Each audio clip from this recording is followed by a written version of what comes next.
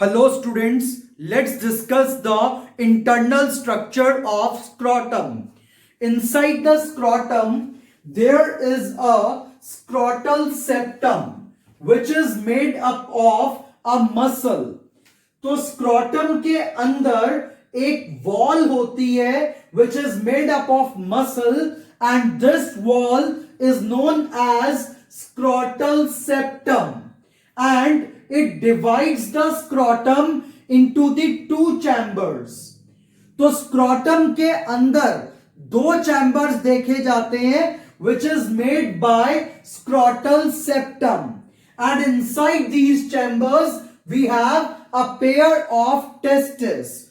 So two testes are present or a pair of testes is present inside the scrotum and scrotum has two chambers, that is left and right chamber.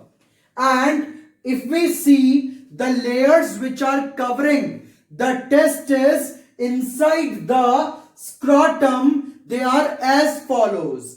तो अगर हम scrotum को internally देखते हैं तो हमें कौन कौन सी लेयर्स दिखाई देंगी. सबसे पहले आएगी स्क्रोटम की skin which is dark pigmented skin due to the hormone testosterone. तो सबसे पहले स्क्रोटम को एक्सटर्नली कवर करती है स्क्रोटल स्किन. नंबर 2 पे there is a smooth muscle called Dartos muscle. तो सबसे पहले हमें स्क्रोटल स्किन देखने को मिलेगी और स्किन के बाद हमें देखने को मिलेगी Dartos muscle which is a type of smooth muscle. And on number 3 there is a protective covering called external spermatic fascia. So there is again one covering which is known as external spermatic fascia. On number 4 we again have one muscle called cremasteric muscle and cremasteric muscle and Dartos muscle, they causes movement of scrotum. तो जो scrotum है इसकी movement को जब कभी किसी mail को ठंड लगती है तो ठंड लगते समय स्क्रोटम सिकुड़ जाता है और बॉडी के पास चला जाता है.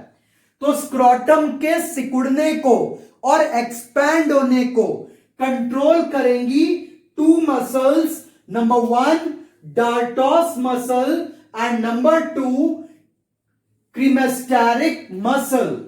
And there is next fifth covering called internal spermatic fascia. So in the scrotum we see 5 coverings. On number 1 we have skin, number 2 we have Dartos muscle, number 3 we have external spermatic fascia, number 4 we have cremasteric muscle and number 5 we have internal spermatic fascia. And these two muscles controls the movement of the scrotum which helps in thermoregulation. हम scrotum को thermoregulator के नाम से भी जानते हैं क्योंकि ये टेम्परेचर मेंटेन करता है टेस्टिस का for the process of spermatogenesis.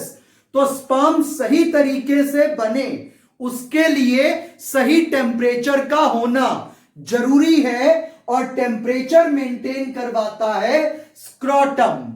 और जो बॉयज बहुत ज्यादा टाइट क्लोथ्स पहनते हैं तो बहुत ज्यादा टाइट क्लोथ्स पहनने से स्क्रोटम का और टेस्टिस का टेम्परेचर बढ़ जाता है जिससे स्पर्म्स की डेथ हो सकती है और स्पर्म काउंट रिड्यूस हो सकता है and it will affect the process of spermatogenesis.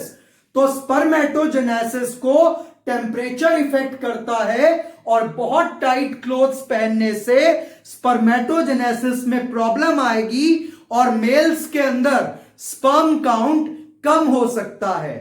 तो ये बात ध्यान रखने की है। It is a important point for all the mails. और अब हमें यहां पर क्या क्या याद रखना है कि अगर हम स्क्रोटम की बात करें तो स्क्रोटम में 2 चैम्बर्स होते हैं और दोनों चैम्बर्स में एक एक टेस्टिस रखी होती है। इन दोनों चैम्बर्स को स्क्रोटल सेप्टम बनाता है और हमें स्क्रोटम के अंदर 5 लेयर्स देखने को मिल रही हैं। बाहर से skin which is dark, pigmented and may be covered by hair. And then we have dartos muscle, external spermatic fascia, cremasteric muscle and internal spermatic fascia.